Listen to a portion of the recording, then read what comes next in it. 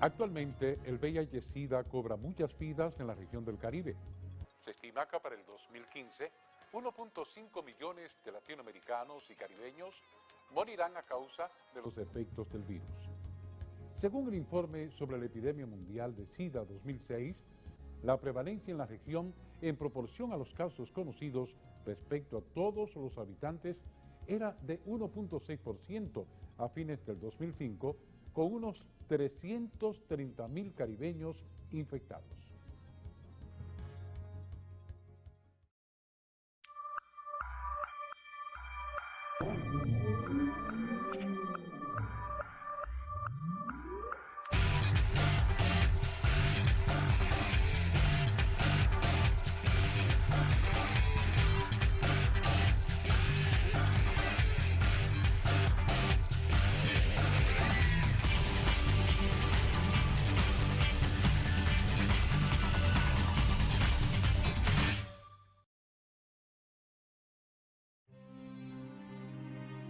Sigo aquí batallando en el día a día.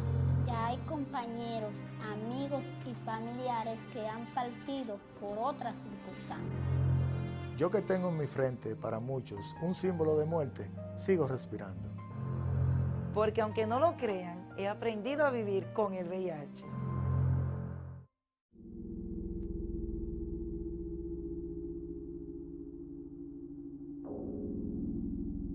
El SIDA es una condición causada por un virus llamado VIH, síndrome que es un conjunto de síntomas y signos ocasionado por la destrucción de la defensa de la persona que la padece. Esta se adquiere, no es hereditaria. Se han dicho muchas versiones del origen de esta enfermedad. Sin embargo, estudios han revelado que el virus se originó en una subespecie de chimpancés que habitaba en el oeste del África ecuatorial. La pregunta: ¿cómo pasa entonces este virus al ser humano? Revistas especializadas en investigación científica de prestigio internacional, como Nature, de febrero de 1999, y Science, en junio del 2000, señalan que el paso del virus del VIH del chimpancés al hombre pudo darse entre los años 1930-1950, cuando mediante la caza de estos animales se expusieron al contacto con la sangre, o tal vez por la costumbre de África ecuatorial de consumir la carne de estas especies. La epidemia hace un estallido en los años 50 y 60, expandiéndose para el 1970, coincidiendo esta expansión con el fin del colonialismo en África, el crecimiento de grandes ciudades y la introducción de programas de vacunación generalizada en el continente, muchas veces con la reutilización deliberada o accidental de agujas. Además, el crecimiento de los viajes desde y hacia África, se dice, contribuyeron a la expansión del virus de inmunodeficiencia humana. Así, comienza el aumento de las comunidades afectadas y la apertura de la brecha en los grupos vulnerables recorriendo el mundo para llegar a Latinoamérica, el Caribe y República Dominicana. Antes de la década de los 80, a mi entender, a mi modo de ver y en los datos retrospectivos y análisis que yo hice de mis pacientes, aquí existía SIDA antes de 1980. En esa época, uno de los principales síntomas que presentaban los pacientes eran fiebres, pérdida de peso y un detalle interesante, una infección en la boca de Candida albicans, o sea, candidiasis, muy severa, que prácticamente no se veía acompañado de ninguna otra enfermedad. El doctor Norman de Castro es uno de los pioneros galenos que trabajó con los pacientes VIH positivo en el país y que hizo suya la lucha por la prevención de la transmisión del virus, al punto que creó campañas para informar a la ciudadanía cuando nadie quería dar la cara. El cuadro, como decíamos, en principio solamente era de hombres en la República Dominicana. Tanto fue así que pensamos que la mujer tenía alguna especie de defensa natural contra el virus del SIDA, cosa que pronto se demostró que no era cierto, puesto que comenzaron a aparecer, como ya se señaló, mujeres con la infección del VIH y además cada vez en un número mayor. Con una extensión de 48.000 kilómetros cuadrados, 9 millones de habitantes aproximadamente y una tasa de prevalencia del VIH de 0.8% en la población generalizada a noviembre 2007, República Dominicana es uno de los más afectados por la epidemia del VIH-Sida en el continente americano. Un virus desconocido para entonces nos asalta, sin saber cómo tratar a las personas que lo portan, sin saber cómo cuidarlos, cómo evitar la transmisión. Consecuentemente, con el miedo y desconocimiento, comienza una ola de marginación y rechazo hacia aquellos identificados como personas que viven con VIH. Yo tuve la oportunidad de entrevistar en 1987 a una persona que poseía el VIH y ya tenía manifestaciones de la enfermedad, tenía el cáncer de Kaposi. Nosotros lo localizamos, le pedimos que si quería dar una entrevista y vino al estudio de televisión. En ese momento, como ahora, no quería salir su cara al aire, entonces hubo que encapucharlo. No teníamos la parte técnica como para hacerlo de otra forma. Y era la primera vez que en televisión salía una persona diciendo que sí, que tenía el VIH, porque en ese momento había mucha confusión, no se creía en la enfermedad, no había nadie que había salido por televisión diciendo, sí, yo lo tengo y me infecté de esta forma. Entonces cuando salió eso, pues causó mucho impacto, mucho impacto. De hecho, al otro día, ese micrófono que él tocó fue sacado del estudio, la zona fue desinfectada de inmediato y había un poco de pánico. Días después de la entrevista, el personaje murió, sin ningún tipo de ayuda en lo que se refiere a salud pública, porque aquí en ese momento no se tenía previsto ningún tipo de ayuda de medicina, no existía nada de eso. A partir de la iniciativa de periodistas como Nuria Piera, los medios empezaron a ocupar su función de educar, promoviendo la prevención de las ITS y VIH-Sida. La prensa radial, escrita y televisiva difundía a una sola voz: protégete del VIH y el SIDA. Realmente no había respuesta de la ciencia. Es decir, estábamos ante un problema que no tenía solución. Y por eso el interés y la angustia de la gente de saber de qué se trataba y la naturaleza de ese mal. Y sobre todo por el hecho de que su transmisión fundamentalmente es por relaciones sexuales. Es decir, el caso repercutía en la vida de la gente de una manera importante. Reconocer la existencia del virus y las vías de contagio era otro desafío. El virus de inmunodeficiencia humana, a diferencia de otras enfermedades como es la tuberculosis, como es la gripe, es una enfermedad que requiere contacto de fluidos y una persona que pueda adquirir la infección. ¿Qué quiere decir esto? Cuando hablamos de contacto cercano, la forma principal de contagio de la infección por el virus de inmunodeficiencia humana son las relaciones sexuales. Otra forma de contagio es a través de las transfusiones sanguíneas y compartiendo agujas contaminadas de sangre infectada. Recuerdo un día como hoy, yo me encontraba en la cárcel regional de Bayamón, en la 1072 específicamente. Ese día yo me encontraba totalmente enfermo de las drogas. Tenía dependencia física y psicológica por la droga heroína. En ese momento se me acerca un compañero de celda y me invita a darme una dosis de heroína. Yo lo miro y me doy cuenta que en realidad, sabía de que él era VIH positivo. Él se inyectó primero con su dosis y no lavó la jeringuilla. Y era tanta mi enfermedad que yo tenía en ese momento que yo cogí la jeringuilla y también me inyecté con la jeringuilla como modo de satisfacer mi necesidad física en ese momento por esa dependencia que yo tenía. Fue en verdad un trago amargo en mi vida, porque a los 6 meses después de esa inyección que yo mismo me suministré, pues yo salí positivo al VIH. También existe la transmisión vertical, que es cuando el virus pasa de madre a hijo en el parto. Los avances científicos para la reducción de la transmisión vertical favorecen a que hoy día la criatura nazca libre de VIH. Una madre VIH positiva tiene la posibilidad de tener un niño libre de VIH cuando es intervenida por el programa y ahí se le prepara para hacerle una cesárea a las 38 semanas y administrarle antirretrovirales. En este caso el país está dando nevirapine y algunas combinaciones con otros antirretrovirales también a ella y a su bebé, y con esto también se le entrega la fórmula infantil después de haber dado a luz para que no lacte en el periodo aproximadamente de 6 meses. Yo presumo que soy positiva desde hace 12 años, más o menos.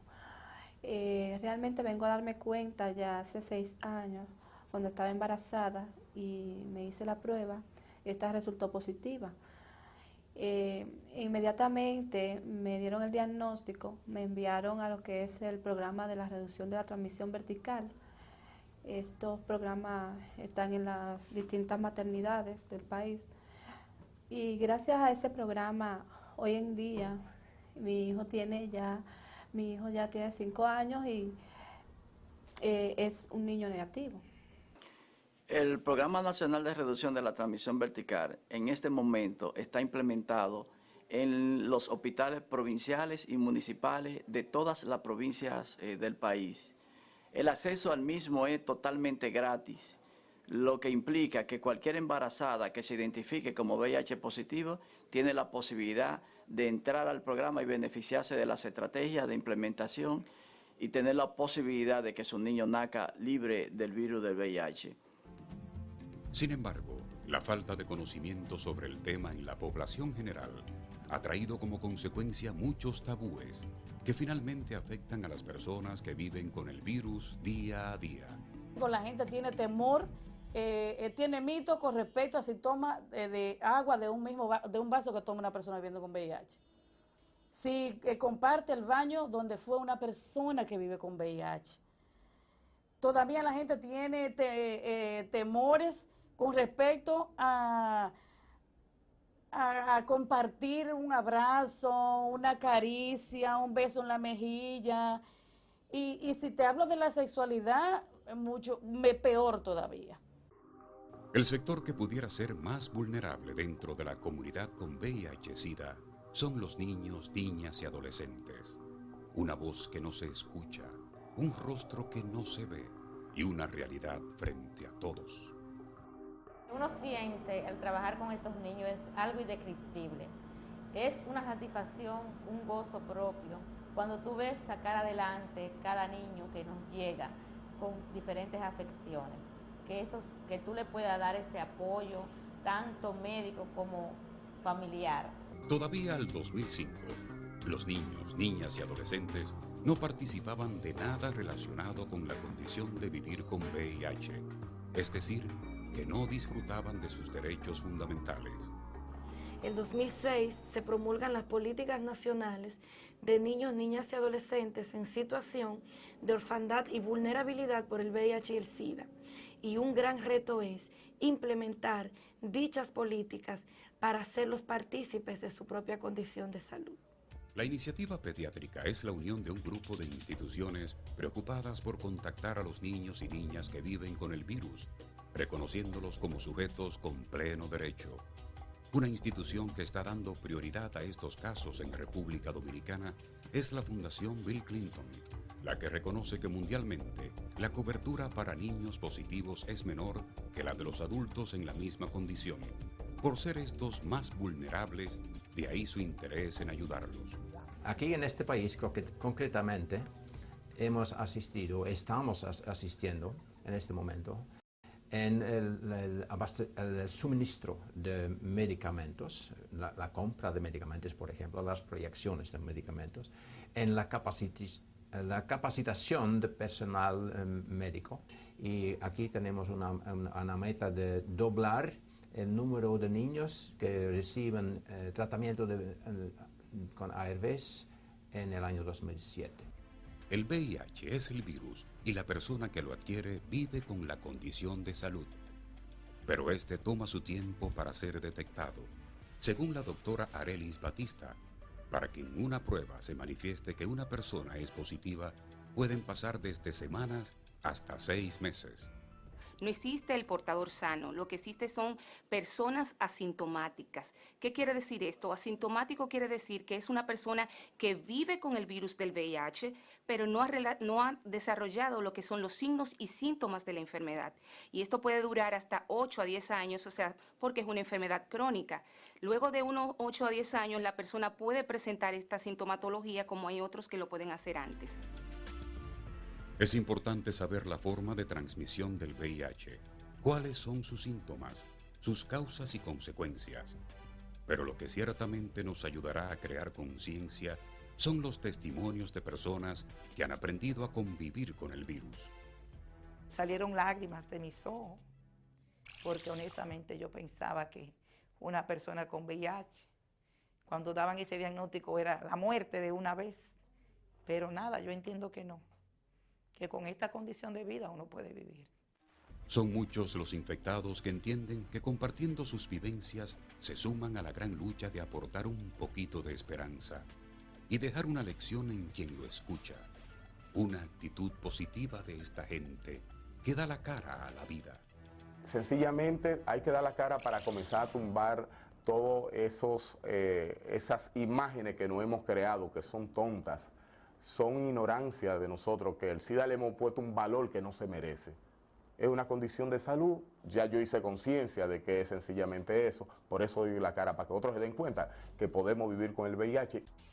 Se asocia a la propagación del virus en República Dominicana la cultura de múltiples parejas, el auge del turismo, el aumento de la pobreza, el uso de drogas y el compartir frontera con uno de los países caribeños con mayor tasa de incidencia de VIH-Sida, Haití.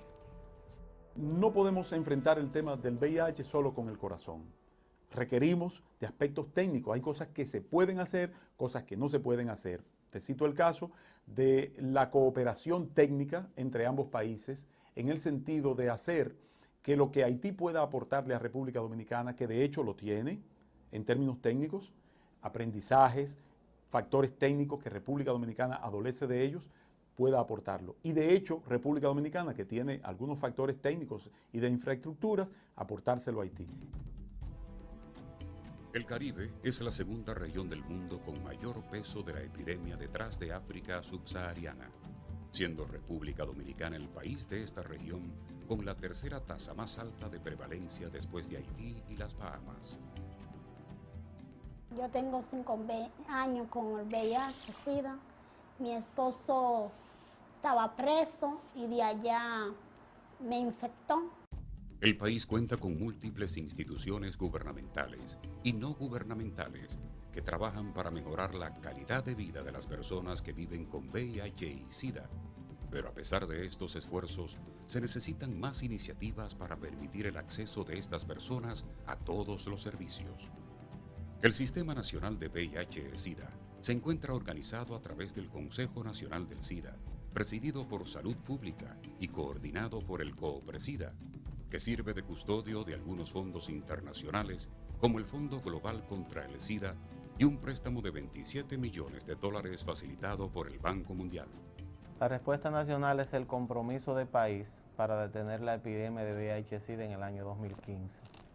Se construye con la participación del gobierno como ejecutor principal de lo que son las políticas de Estado, las organizaciones no gubernamentales que trabajan en el tema de VIH-Sida y el concurso de las organizaciones internacionales, sobre todo el sistema de Naciones Unidas y los donantes internacionales como la Agencia de los Estados Unidos para el Desarrollo, USAID, el Fondo Global y otras agencias que aportan dinero al gobierno dominicano, a los gobiernos en cualquier parte del mundo.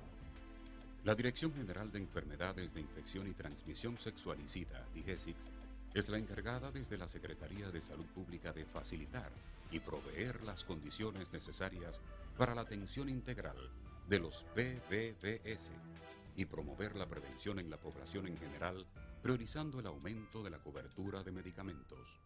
Cuando un servicio recibe a una persona en etapa SIDA con 80 libras, 85 libras, al borde de la muerte, y meses después lo vemos lleno de vida e integrado a la comunidad, a la sociedad, eso es invaluable, eso no hay con qué pagarlo, que no sea con esa gratificación interna que le dice a uno que uno está cumpliendo con su deber. Lidiar día a día con la discriminación, soportar un inadecuado trato profesional, sentir el estigma que le aleja de su comunidad, es a lo que muchos positivos tienen que enfrentarse. Pero a veces me sentía un poquito triste cuando yo hacía una comida que le gustaba a mi mamá y yo le llevaba a mi mamá y al otro día yo veía la comida en el zafacón. Me sentía muy mal. También me sentía mal porque ya muchas personas se estaban dando cuenta y no dejaban que yo me sentara ni en la silla de su casa. La discriminación afecta profundamente a las personas. Ella conduce a la pérdida de autoestima, a sentimientos de culpa y vergüenza. El VIH-Sida no mata a nadie. Lo que mata es la depresión, lo psicológico que uno piensa. O sea, la psicología es que me conlleva a mí a caer en una depresión, entonces la depresión destruye mi vida. La gente tiene miedo de dejarlo. No, tú no puedes hacer esto, tú no puedes hacer lo otro. Y una persona viviendo con VIH puede hacer todo. Lo único que una persona viviendo con VIH no debe hacer es tener relaciones sexuales sin protección. Y yo dije que yo tenía la condición y a mí no se me atendió, o sea que el récord mío, la ficha, no se la entregaron a la persona que me iba a hacer el trabajo, supuestamente porque tenía la condición de VIH. Sin embargo, yo usé el mecanismo y después volví con otra forma, saqué otra ficha y dije que no lo tenía y yo me pude hacer el trabajo, pero fue así. A menudo las personas con VIH se apartan por sí mismas de la asistencia que necesitan debido al temor a reacciones negativas de los otros. Se corre el riesgo de que se le maltrate más la autoestima, que de por sí ya está maltratada, y también el riesgo a que tal vez no busque la atención necesaria en un momento determinado y eso empeore su condición no solamente psicológica, sino también física. En el país contamos con la Ley 55-93, que trata de los derechos humanos de las personas que viven con VIH. Pero todavía no se han conocido demandas ni defensa en términos legales de PBVS en relación con su espacio de trabajo y mucho menos un veredicto satisfactorio. Este tema de la ley laboral fue llevado al cine bajo la dirección de Jonathan Demme en 1993, quien convirtió en una obra de denuncia la discriminación en el ámbito laboral de los infectados de VIH. La película, protagonizada por Tom Hanks, un joven abogado gay e infectado con el virus del SIDA y luego despedido de su trabajo. Ningún colega quiso defenderlo en el juicio que entablaría contra sus ex jefes por estigmatización, hasta que encuentra a alguien que le apoya, logrando ganar el caso. Por angustia mental y humillaciones damos $100,000. En República Dominicana hay casos similares, como el de este joven que habla en silueta por temor a que su esposa sea recriminada en su trabajo, como lo hicieron con él. Su historia, al igual que en la película, plantea cómo los empleadores de manera disimulada y sin dejar pruebas pueden prescindir de un empleado que descubren es positivo. Bueno, yo duré laborando en una empresa de industria comestible alrededor de 6 años y medio más o menos. Y hicieron pruebas, pero yo no sabía de qué hicieron pruebas. Me cancelan supuestamente por problemas laborales. Saberse con VIH lo lleva a la adicción. Entonces ahí yo empalmé y hice el análisis que en realidad yo tenía el VIH de hace mucho tiempo y que en la empresa donde yo laboraba se dieron cuenta que yo era VIH positivo, pero no me dijeron nada. Que una persona tiene que dar su consentimiento a la hora de realizarse una prueba de VIH. Cuando en un trabajo para darte precisamente ese trabajo te mandan a hacer una prueba de VIH y no firmas un consentimiento informado, un dentista que te mande a hacer una prueba de VIH condicionando la atención, todo esto es violatorio a la ley. La consejería legal en casos como este es uno de los puntos más importantes en la atención de las personas viviendo con VIH-Sida. La Unidad Técnico-Laboral de Atención Integral tiene como misión principal dar asistencia y asesoría jurídica a todas aquellas personas que viven con VIH y SIDA. A la fecha, se está trabajando en la modificación de la ley en lo referente a las sanciones para aquellos que la infrinjan, pues hasta el momento solo se estima cuando un empleador despide a un PBBS por rechazo a su condición, el pago de 1 año de salario. Aquí tratamos de sensibilizar y aquí tratamos de concientizar tanto al empleador como al empleado con relación a sus derechos. De igual forma, es importante el apoyo emocional. Pero yo en mi mente siempre me puse dispuesta a no ser discriminada, a que nadie me quiera opacar, porque yo soy de la que digo que estoy viviendo con esa condición, pero usted se hizo el análisis para discriminarme. Pero ya sabiéndose con el virus y superando la discriminación, adquiriendo apoyo emocional, a los PBBS le quedan otros retos, y es la parte económica que representa el tratamiento que requieren. El tratamiento que se aplica a un VIH positivo depende de su estado. Cada caso puede conllevar un esquema diferente. Los costos de estos tratamientos muchas veces escapan al bolsillo de la mayoría de los PBBS de nuestro país, ya que estos son tasados al precio del dólar y oscilan desde 200 hasta 1.182 dólares al año y en algunos casos a un monto mayor. Esto dependerá de la necesidad de la persona que vive con VIH-Sida, la adecuada asimilación y las reacciones adversas que éste pueda producir llevarán a cambios en los fármacos. De acuerdo con cifras oficiales, para finales de 2004 existían 14 unidades de atención integral y unas 850 personas con acceso a los servicios. 3 años más tarde, noviembre de 2007, la cifra aumentó significativamente con la apertura de 62 unidades en todo el país, prestando servicio a 7.768 personas en tratamiento antirretrovirales y 10.962 en seguimiento para un total de 18.730 PBBS. Durante los últimos 2 años, el acceso al tratamiento de antirretrovirales en República Dominicana ha mejorado significativamente. La continuidad y el acceso universal a este tratamiento es el gran reto de las autoridades de salud para terminados los fondos internacionales. Esto no sea castillos construidos en el aire, tomando en cuenta que las personas que inician su tratamiento deben continuarlo de por vida. En la búsqueda de detener la propagación del VIH-Sida, especialistas enumeran varios puntos importantes, los que deben ser tomados en cuenta para prevenirlo. Cuidarte, no tener relaciones sin protección, conocer la pareja con la cual tú vas a estar a compartir, si es que va a formalizar una relación sexual, coitar con una persona, practicar la fidelidad, que aunque todavía hay gente que dice que eso es una utopía, sí se puede, eso se logra, que las parejas tú le seas fiel a tu pareja y que tu pareja te sea fiel a ti. O practicar abstinencia, hay gente que decide no tener relaciones sexuales con nadie y eso hay que respetarlo también, esa es otra alternativa para prevenir. Y en los casos de las personas que tienen múltiples parejas, reducir el número de parejas. Yo tengo VIH hace 4 años y lo tuve fue con mujeres de la calle. La primera vez fue que yo lo hice sin condón, sin protección, sin nada. Pero mientras las personas hacen suya la prevención, la ciencia trabaja afanosamente en la búsqueda de la solución a este mal de manera definitiva. Miles de millones se invierten en la investigación para acercarse a una cura contra el SIDA.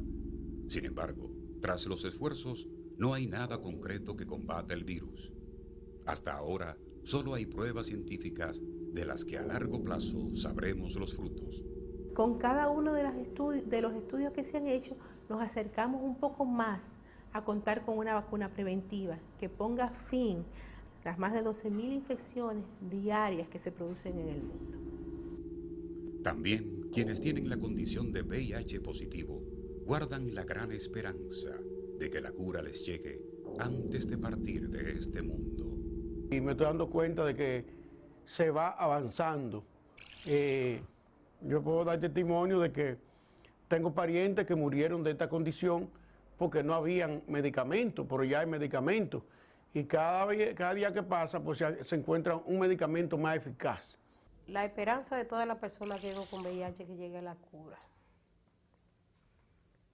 Que llegue la cura.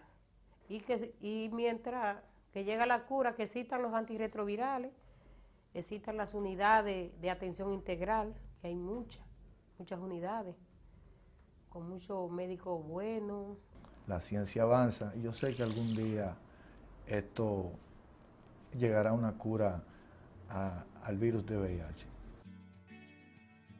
El mensaje de los portadores del virus es que no es justo que se erijan muros ante quienes cada día esperan una solución, una alternativa oportuna que los salve, una sonrisa alentadora que les renueve la vida, una fórmula que les dé la oportunidad de aprender y a la vez enseñar que se puede vivir con VIH. Son los hijos de Dios, como tú, como yo, como tú, como yo. Necesitan tu amor, como tú, como yo. Compartir su ilusión. Dales tu mano amiga, volverán a empezar y querrán alcanzar junto a ti las estrellas, como tú, como yo, como tú, como yo, como tú, como yo, como tú, como yo, como tú, como yo, como tú, como yo, como yo. Puede ser tu hijo, puede ser quien más amas. Sentirás si le abrazas, como tú, como yo, como tú, como yo, como tú, como yo, como tú, como yo.